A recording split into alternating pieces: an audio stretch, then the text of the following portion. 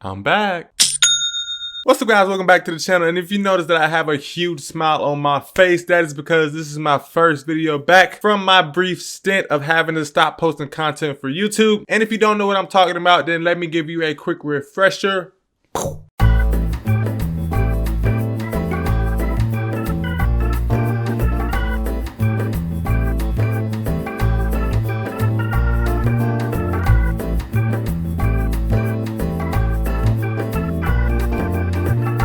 So basically what happened when I started my new job, I had to adhere to a whole bunch of compliance rules and regulations just to make sure that my content aligned with the policies of the organization, which it didn't. Aww. But not to be wavering, me and my bosses came up to a very happy median to where I could still be able to create content for YouTube, just not the content that I was making before. So I still want to provide as much value as I can to you as a viewer, and I want you to leave any one of my videos feeling like you're a little bit more smarter in the subject than you were when you first started watching it. So not to drag the introduction out too long, in this video I will be introducing a whole new channel niche that I feel like you guys will find a ton of value out of, even if it's not involving investing or personal finance. So if you stick around to the end of this video, you will learn a ton of information on how to decode the YouTube algorithm in order to help you get your channel off the ground in the first place. With that being said, let's roll the intro.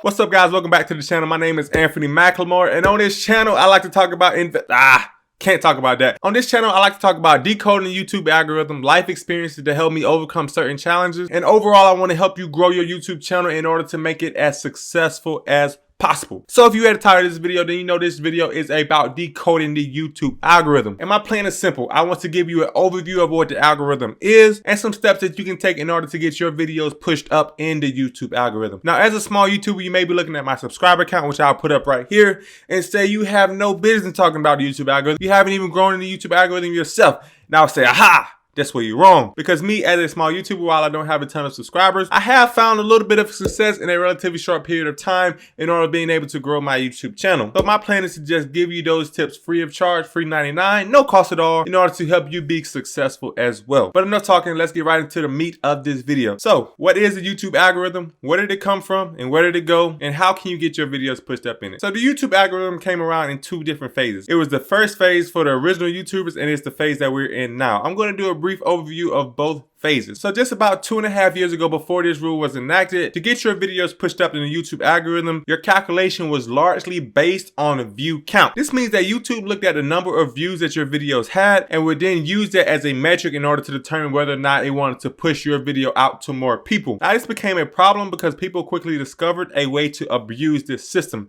They would start doing this thing that we all hate called clickbait. And with clickbait, it would entice a ton of people to click on the thumbnail in order to get it registered as a view, and once it got registered as a view, YouTube would see that as a popular video and then push it to more people who would then be clickbaited as well. This is very popular with prank channels and channels of any entertainment sort. Now, because people were abusing this so much, YouTube decided to move to a different metric of recommended videos, which is the metric that we are using as YouTubers now, and that is watch time. So as a YouTuber today, the most important metric to get your video recommended, number one, is watch time. So this means that a person now has to click on your video and stay on your video long enough for YouTube to register it as a great video in order to get it pushed up in the YouTube algorithm. Now, I don't want you guys to think that these are just my opinions. I've done a lot of research about the YouTube algorithm in the past 7 to 10 days, and these are some of the common occurrences that I have found when looking up other YouTubers' tips and tricks in order to grow in the YouTube algorithm. So basically, you start out with this big watch time metric, and that watch time metric can then be broken down into 3 other metrics. The next metric is the person that's watching your video going back to your channel and watching more videos. Now, for a channel like mine who has recently had to delete all of their previous videos and kind of start from scratch, this is a little bit tough.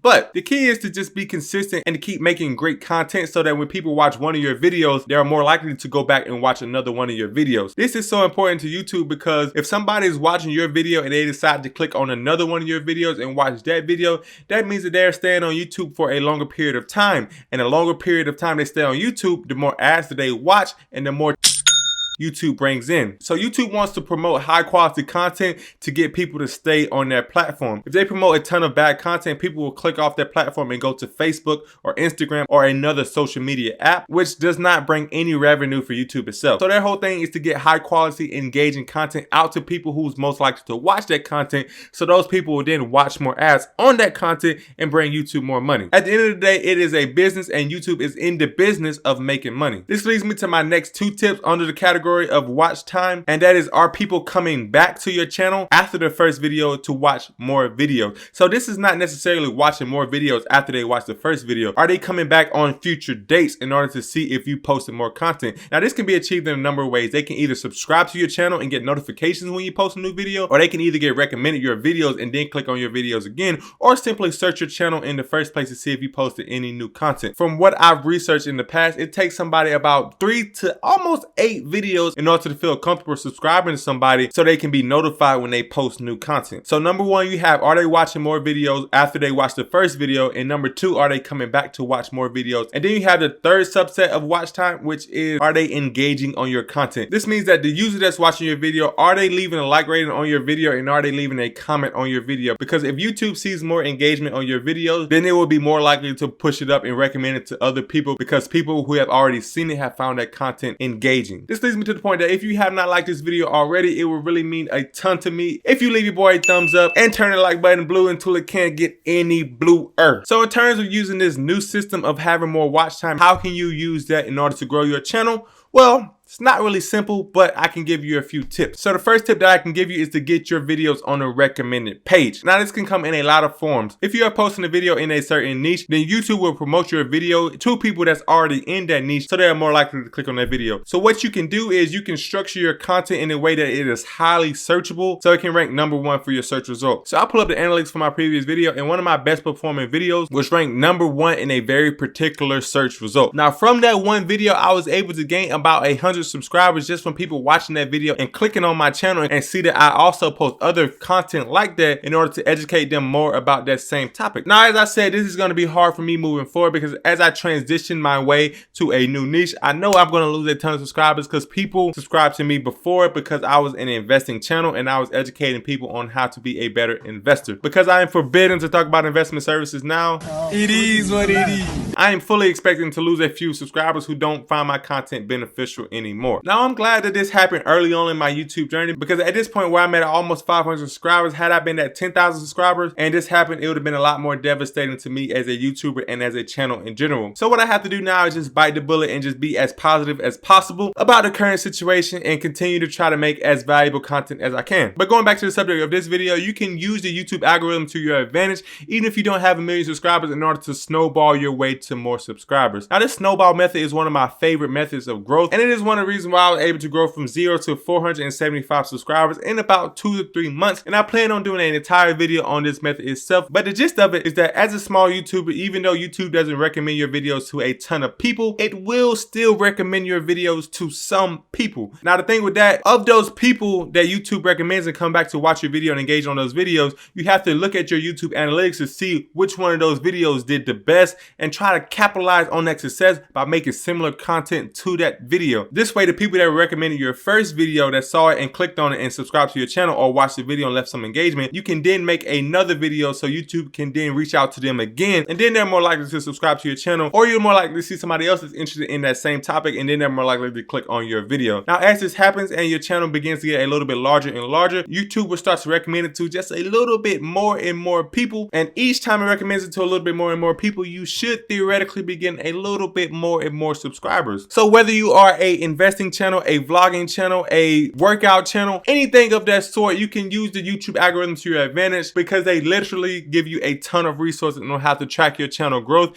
and you must use those resources to your advantage. So here's what I would do as a small YouTuber. I would start out by making about 10 to 15 videos, and of those 10 to 15 videos, go back and see which one of those videos were the most popular or got the most views and engagement. Once you have that information, you should then create more more content around that specific topic in order to take advantage of that audience that reached out to you in the first place. This theoretically should allow you to fast track your way to growth because it helps you weed out some of the more uninteresting content. It helps you fast track your way to more subscribers in a particular niche. This also gives you a ton of direction for your channel and really allows your videos to write themselves in terms of what you're going to be writing about. Now, I know that was a mouthful, and that's pretty much all I have for you today in today's video about the YouTube algorithm. What I want to go over now is some of the future steps that I plan on taking with this channel and exactly how it will look moving forward. So if I haven't done it already, now I'm going to be changing the whole layout of the channel. Before, the name of the channel was Centennial Investor, and now I'm going to be changing it to my actual name, which is Anthony McLemore, and I'm going to be giving the whole thing a facelift in order to better reflect the new topics that I'm talking about, but still allow myself to be as transparent as possible with my own life experiences. So this channel will now be a resource for small YouTubers to come to in order to try to get tips and tricks on how to help them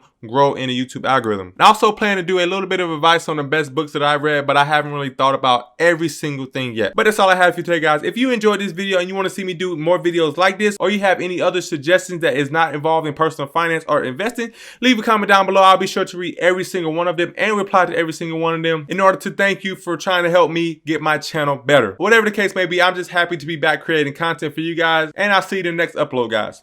Peace.